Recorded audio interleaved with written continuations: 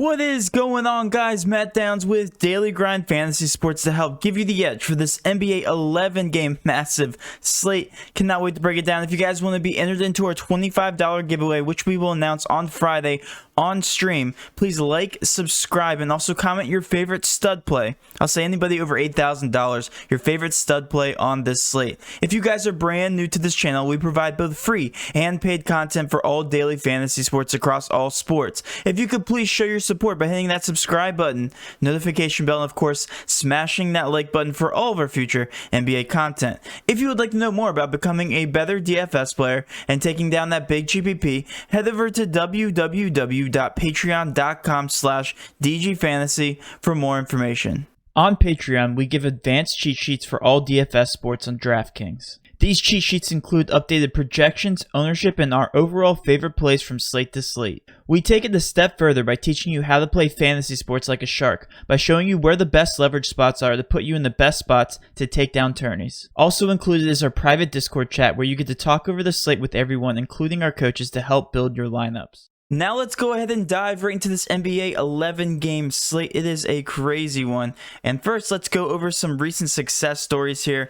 Last night, we had a $10,000 winner from our coach. He has been absolutely crushing it to start the NBA season and also utilizing late-night pivots. So last night, the move was going on to the LA Clippers with Paul George being ruled out, which was unexpected. We got the guys like Lou Williams. We got the guys like Kawhi, obviously, Nick Batum, Ibaka, all of those guys did pretty well, and it just shows you late night pivots, late night swaps are the move when it comes to NBA, just because you can shove so much additional value in the last games if there's an additional injury, especially with high over-unders like last night. So huge success story here, $435 and a $10,694. Again, this is on Patreon. Here was his cash lineup, or sorry, his single entry GPP lineup, which he was able to get Kawhi Leonard and also Lou Will in there.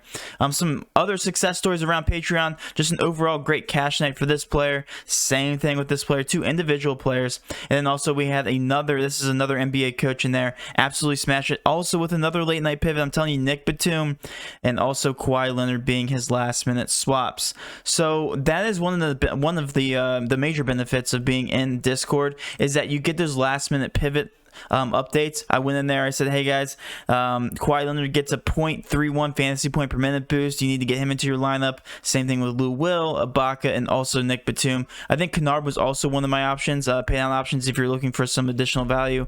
And if you're able to make those pivots, you probably did very well on the night. But yeah, this is going to be another one of those nights because we have a lot of late night pivot news. It's just pending right now, and that actually does come from the Clippers game, which is why I made Paul George my thumbnail, because right now Kawhi Leonard is playing a back-to-back, and we know how that goes with Kawhi Leonard. There's a high probability he will sit. I wouldn't let the Paul George news scare you, since he was a late addition last night to the injury report, so I do expect Paul George to play, and I also expect Kawhi Leonard to sit. But again, I'm just going off of my intuition, because that usually is what happens when Kawhi Leonard plays a back-to-back. Not to mention they're playing the Golden State Warriors, which they should easily go in and get the W.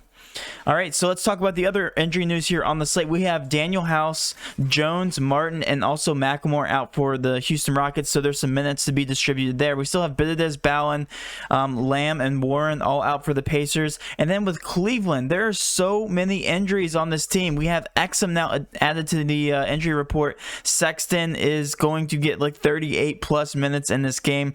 Not Otto Porter. Kevin Porter is out still. Kevin Love, Windler, Dellavedova, and also Garland. Garland has a ton of minutes, so Dotson is another great value play to be looking at, which we will take a look at here in just a second. Aminu, Williams, and Fournier is questionable right now for Orlando. There's no injury news for Washington. For Philly, there's Korkmaz and Mike Scott. For Charlotte, we have Cody Zeller. And then for Atlanta, we have quite a bit of injuries here to look at. Dunn, Gallinari, Rondo, excuse me, and also Tony Snell. For Boston, we have Marcus Smart, Jeff Teague still questionable, and then also Green and Walker definitely out for the Boston Celtics. So again, a huge piece of injury news here. If Marcus Smart and Jeff Green are ruled out, we'll see something like Jaylen Brown and also Jason Tatum getting a huge usage boost, as well as Pritchard. So definitely something to be paying attention to. No injury news here for Miami. For Utah, Morgan's out. Nothing too special there. New York, there's a lot of pending injury news, but they're leaning towards the probable side, and all the price tags are priced up against a pace down team. So definitely don't like that. For OKC, Ariza, Jerome are out. For New Orleans, Thornwell is out. Detroit, nothing specific here. And then for Milwaukee, we have Connaughton added to the injury report, so we'll be taking a look at Milwaukee because Connaughton does play about 20 to 25 minutes, so definitely something to pay attention to there. Toronto, McCaw out. Nothing specific there. Nothing particular. With the Clippers, we have Paul George questionable technically, Marcus Morris questionable, and Scrub inactive. And again, we do expect Kawhi to sit there, so we will pay attention to the Clippers picture. Nothing specific here with the Golden State Warriors. With Chicago, we have the normal injuries here. Ryan, Hutchinson, Markin, and Satoransky are all out. And then with Sacramento, we have Jeffries officially out. All right. So again, a lot of pending injury news. We are still going to go game by game, but right now, like I said, a late night hammer is in effect with the Clippers. We will be talking about this a little bit later on in the live stream, our pre-lock live stream. I have something in my throat. I'm sorry, guys. So with Houston, let's start out with Houston. Right now, we have John Wall being the best point per dollar value here, 5.8, 7.4 K price tag. Definitely my favorite value play from Houston. Again, they're playing in a pace down spot against the Pacers. So that price tag hasn't moved. He's probably going to bounce back. He came off a pretty poor performance, only scoring 24.5 points. So don't mind him for a value play at 7.4K. James Harden's price tag has been coming down. We'll probably see it continue to trend downward. 11K, not really interested in anybody from this game. I'm just going to be completely honest, guys. Christian Wood at a 7.7K price tag, not that bad, but again, he's going against Sabonis, so not the best matchup. Right now, David Nwaba was at the top of the value list when I opened up Fantasy Cruncher. He only averages 0.67 fantasy points per minute. He is getting 27 minutes, so I don't mind him as a value play, but again, just as a last minute spot, I want to usually get the value plays that are in pace up spots or that are going to be playing 30 plus minutes. David Nwaba doesn't check any one of those boxes, so I don't necessarily love him, but he is an acceptable cash option. We have to see where his ownership lies a little bit closer to the lock. Taking a look at the Pacers, so we still have Lamb, Warren, Bidadeus, Bowen still out, and with those guys off the court, Sabonis is still getting the highest usage on the team, one of the highest, at 24.7% usage, a 1.31 fantasy point per minute output, and he also gets a 1.2% usage boost. So I still do like Sabonis regardless of the matchup at this point, just with all the injuries, and he's coming down in the price tag at 9.2K. I think that's slightly undervalued. I think he presents a decent amount of value in a pace-up spot for the Pacers. There's projected to score 114.25 points. I think that's acceptable. Aaron Holiday is technically a good point per dollar value at 3.3K, a 24-minute projection, so he's still a 5.9 point per dollar value. Not that bad of a point per dollar player, but again, he's still only averaging 0.5 fantasy points on the season, so not thrilled about him as well. And then looking down the list, not too many options stick out. Not going to waste your time. Let's talk about the Cleveland picture. They just came off a matchup versus the Pacers where they got blown away. They only scored 83 points, and I don't think that will happen again. Right now, they are projected, well, it shows Fantasy Cruncher -3 points. Don't think that's possible. They're still adjusting the line. But here's the thing. They're only a 6-point underdog. That should not happen again. Do not go into this contest assuming that they're going to get blown out again. But one thing I want to pay attention to when looking at the Cleveland Cavs is their minutes, okay? Colin Sexton is projected at 37 minutes, and I think that's even conservative. He played 39 in his last contest. I know Colin Sexton is just under a fantasy point per minute player, but when you're playing 38 minutes, you're bound to do something. I don't care how bad you are. And Sexton is the only guy, if we take a look at their usage here, going to the very top, other than McGee and Windler, who are actually out, and I included him just because he's not a good fantasy point per minute player, so we get a bigger sample size. Sexton in 99 minutes is having the highest usage rate on his team, just under a fantasy point per minute. And when you're talking about the highest usage rate on your team, all the scoring is going to be dependent on you. So when you're playing 37 minutes and you are the focal point of that offense at 7.2K, sign me up. I think he's a great GPP option. I don't think he'll be that high owned. If he is high owned, I get it, but I hope he flies under the radar. I think he's a very good GPP option. And then looking down the list here, Andre Drummond's price tag came down from a 9.2. I think he's in a good spot as well. 8.6K, assuming he stays out of the foul trouble going against Vooch. Projected at 31 minutes. All of these guys should be getting minutes. Damian Dotson, I don't even hate at 4.2K. He only played 29 minutes and he's actually projected at 31. So I think he's slightly undervalued. I love the Cleveland Cavs, and I know how much it irks me to say that, but the Cavs just are guaranteed minutes. There's a lot of value in this game, and I know you guys are going to call me crazy, but again, they're getting so many minutes and a good matchup here. They're only a 6-point underdog against the Magic. All right, now let's go ahead and take a look at the Magic. Not too much on the flip side here. 8.7K for Vooch. Fultz has been coming down in the price tag, 6.2K. We have Michael Carter-Williams out, so he's projected at 32 minutes. I don't hate him, but just strictly GPP, and we're still pinning the injury news on Evan Fournier, so we will revisit this team once we have injury updates from Fournier. But right now, just GPP options. Let's go to the Washington versus Philly picture. These guys have the second highest total and over under. So if we take a look at the price tags here from these guys, Bradley Beal at 9K is coming down in the price tag. I do like him for GPPs. Again, you want to target guys that are in high over unders. Hachimura 5.1K next on the point per dollar value board. He is a 5.4 point per dollar value. Bertans 4.8 had a great shooting night the other night, shooting 5 for 12, and the majority of those were from 3. Thomas Bryant 6.9K has been coming up in price tag. Still think he's undervalued. Doesn't get the best matchup versus Joel Embiid, but definitely a GPP option. And Russell Westbrook, another great option at 10.2K. I kind of have to sit back and see what the ownership says about this team, because it's going to determine whether I love them or just like them in GPPs.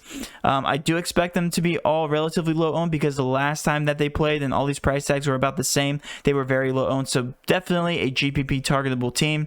Going over to Philly, Tobias Harris has been absolutely crushing it, averaging 1.25 fantasy points per minute on this season. I have him projected at 43.75 and the best point per dollar value. I'm going to be targeting guys like Tobias Harris, Joel Embiid, and GPPs. Again, there's really no obvious cash plays as of right now just because of the pending injury news, but I will give you guys my favorite cash plays at the very end of the video.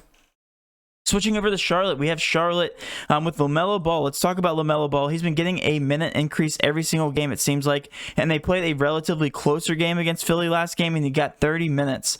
So I love LaMelo Ball. He's been getting a ton of hype. He's averaging over 1.27 fantasy points per minute at 6K. That's definitely worthy of a 6K price tag. I think people are finally paying attention to him. He's in a pace-up spot. He probably will be a little on the chalky side, so therefore he's going to be more of a cash option. Again, all these guys are in a pace-up spot, so take that with a grain of salt. We have Bismack Biyombo here at 5K. I think he's slightly underpriced still. Got into some foul trouble last game and didn't have the best matchup, so I do like going back to the well with him, projected at 29 minutes, but he's going to be more of a GPP option. Switching over to Atlanta, we have John Collins, 5.8 point per dollar value. Not in love with him just because ever since Clint Capella's back, he's been taking a backseat to him, and he's gotten a drop in usage. Clint Capella's price tag is going up 6.7K, starting to become more priced accordingly, and he's playing in the pace down spot, so not thrilled about Clint Capella's price tag here. Looking at all these other options, they're strictly just GPP. I'm not going to waste your time by going over them. Right now with Boston, we have that pending injury news again from Smart. We have it pending from Jeff Teague, and then Kemba Walker, Langford, and Green are all out. So again, if Smart is out and also Teague, Pritchard is still going to be fairly chalky at 4.6K. He's still very undervalued at that price tag. Assuming he gets over 30 minutes, I absolutely love him as a value play. But again, that's if Jeff Teague and Marcus Smart both sit, which I don't expect them both to. This is a pace down matchup for Miami, so unless those guys sit, I don't really like anybody else from this team. Looking over at Miami, Kelly Olynyk has gotten a starting role.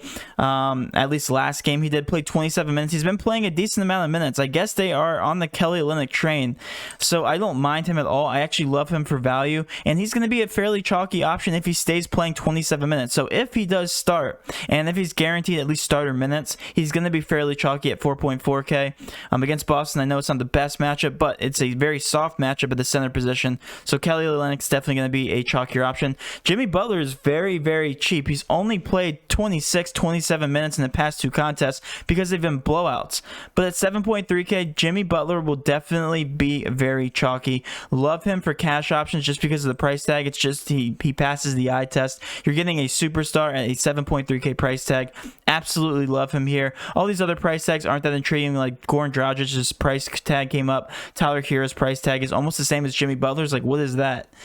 So Jimmy Butler, 7.3K. Go ahead and lock and load him in cash contests. With Utah, nothing really to be said here. We have price tags coming down on Rudy Gobert. I guess you could use him for GPP. Donovan Mitchell, 7.8K is just too pricey for me, and it's in a pace down spot for both of these teams. Not a fan. Not going to waste your time. With the Knicks, we're still pending injury news on Alec Burks. Pretty much the entire team. Not going to go through the injury report. The only guy that I really like, assuming that all the injuries are still out for these guys, is Mitchell Robinson. 5.6K is just a great point per dollar. 5.5 point per dollar to be exact. But again, pace down spot. Don't waste your time unless you're entering big GPPs with these guys. With Detroit, Mason Plumlee came down in a price tag, 5.5K, but all the injuries are pretty much back. Josh Jackson is, I think he's probable now. I'm just going to double check to make sure I got that right. Detroit. Right here, yeah, so he's probable. So all these injuries are back. They should not have anybody significant off the floor, therefore making all their price tags really hard to get to. So Mason Plumlee is really the only guy that I like from this contest. Taking a look at the Bucks, we have Brook Lopez at a 4.2K price tag. And again, they've been in so many blowouts. I feel like they don't know what to do with these starter price tags. Just look at his previous, couple contests. He's playing 16 minutes, 26, 18, 21. He finally played 30 minutes in his last contest, which was a relatively closer game. So this is what happens when Brook Lopez is in a close matchup. At 4.2K, he hits value. I think he's a safe option, but again, they're playing Detroit again. They are a 13-point spread right now. I would not start him if you expect it's going to be a blowout yet again. But there is huge blowout potential with this team. Just 4.2K for Brook Lopez is just really cheap. It's very intriguing. I'm going to probably fall for it. Hopefully they don't blow him out. We'll see if there's more value options that open up closer to lock. Going over to OKC, just no. I'm not going to waste your time. SGA has been just horrible, averaging under a fantasy point per minute. Still not priced accordingly. Just a horrible team. With the Pelicans, we have JJ Redick priced at 3.2K, playing 23 minutes. Don't hate it. Again, I don't like playing anybody over 30 minutes for a value play. Still not at the top of my list. These are all GPP options. Zion's still coming down in price tag. Did hit value in his last game. He was my favorite contrarian play. 7.8K is just pretty cheap for him. Same thing with Brandon Ingram at 8.4K. Brandon Ingram will probably be lower owned, so if you want to be very contrarian, they're both playing in the pace down spot. This is actually the lowest over under on the entire slate, so that's good to know. Then Brandon Ingram is going to be contrarian of contrarian tonight, and we've seen him appear in a couple optimals so far to start the season. Going over to Toronto. So Toronto, we have Siakam at a 7.5K price tag. Was at 7.7. This is the cheapest we've seen him all season. I actually do like that price tag. This is a slight pace up spot for them. Not much, but still slight. I don't mind him. Kyle Lowry at a 7.8K. Don't mind him. But again, those are probably the only guys I'm considering from this game. Siakam just hasn't been playing well. TJ would have had to eat mayo on the stream if he scored 45 points in his last contest. He wasn't able to do that because it was a blowout in the last few minutes of the fourth. Only got 33 minutes. So 7.5K though, I don't mind him for GPP. He's going to move on from them. With Phoenix, we have Jay Crowder at 4.6K, is the best point per dollar player on this team. A 5.5. We have Chris Paul at 7K. Devin Booker's coming up in price tag, 7.9K. He finally hit value last game because he played 45 minutes. It was a competitive matchup. Don't mind any one of these guys for GPPs, but nobody really stands out. Again, I'm not thrilled about the over-under in this game. And then we'll get to the fireworks here. We have the Clippers. Again, I expect Kawhi Leonard to sit, okay? If I'm completely wrong, you can roast me in the comments. That's fine. But Kawhi Leonard coming off a back-to-back. We have Paul George, who's technically questionable. So they could both potentially sit. I made Paul George the thumbnail because I do expect him to play. But again, if they both sit, late night hammer all the way. Load up on all these value guys. But let's just talk about this, assuming that Kawhi Leonard sits, okay? If we look at usage, so with Kawhi Leonard off the court, taking a look at the usage here, Paul George gets a 35.4% usage and also averages 1.26 fantasy points per minute. Guys, I want you to pay attention to the next guy, because Serge Ibaka apparently is the best player in the NBA when Kawhi Leonard isn't on the court, averaging 1.46 fantasy points per minute, 28.3% usage. Yes, that's only in 55 minutes of sample size, but every single time he plays without Kawhi Leonard, he smashes his value. Lou Will also next on the list. It's so weird with his minutes. He's only playing 20 minutes. I still like him. The 24% usage, averaging 0.8 fantasy points per minute. That's strictly because he's a shooting guy. His shots haven't been falling, but again, he gets a ton of volume shooting, so I do like Lou Will. Those are my top favorite plays. And then also Luke Kennard will get a ton of run if Kawhi Leonard does sit, averaging 0.76 fantasy points per minute, so not the best, also not the worst. If he's playing 30 minutes, I do like him for value. So those are my favorite plays if Kawhi Leonard does sit. With Paul George, you can assume it's the exact same thing with the value plays. I do like all those players as well. But switching over to the Golden State Warriors, we have Steph Curry still priced at 7.8K. People are going to be off of him just because this is going to be a slight pace down spot. We should see Kawhi on Steph if he does play, and we should also see Paul George on Steph. Don't know what the matchup is going to look like yet, but 9.8K price tag is going to be strictly GPP's. The only guy I really like, Andrew Wiggins, 6.7K, actually has been pretty consistent. Don't mind him for GPP's as well. Kelly Oubre, don't really like. Draymond Green's been finally getting minutes. Of course, the last game was a blowout, so you can't really look at that. But when he's played 28 minutes, he's gotten close to his price tag. But again, really don't like anybody else from this team. Last but not least, another late night hammer. We have the Chicago, I was about to say Bears. It is the Bulls. Garrett Temple is actually not that bad of a price tag. 3.3K, a good value play. Playing 26 minutes. Again, don't like playing anybody over 30. That's a value play. Still a 6.1K price or point per dollar value. Don't mind him. Wendell Carter, also not that bad. Coming out to a 5.5 point per dollar value. Averaging over a fantasy point per minute, 1.09.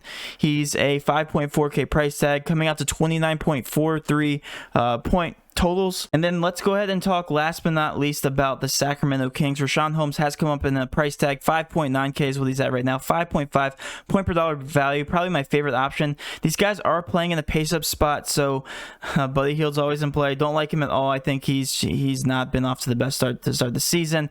Like I said, Halliburton is out, so it benefits guys like De'Aaron Fox. It benefits guys like Buddy Hield. And then also Harrison Barnes, not that bad of a point per dollar player. But if you guys look at the price tags overall, they have come up. I'm not thrilled about them. So just to kind of recap, I'm going to recap the entire slate here. I love the Cleveland Cavs if you're paying up for them, for guys like Dotson, also for Sexton. I love Jimmy Butler for his price tag. And I also like Brook Lopez at a 4.2K price tag. And then we have to be paying attention to just injury news around the entire league. With the Clippers, more specifically with Kawhi Leonard and also Paul George, if one of those guys are ruled out, and specifically before lock, it will change the entirety of the slate. I think that we will get news before the slate locks, and hopefully we get it on the live stream so that we can give you guys live updates. All right, so that will wrap up my video, guys. Hopefully you did enjoy it. If you did, please do hit that subscription button, notification bell, and of course smash that like button for all of our future NBA content. With all that being said, have a great rest of your day, and let's cash.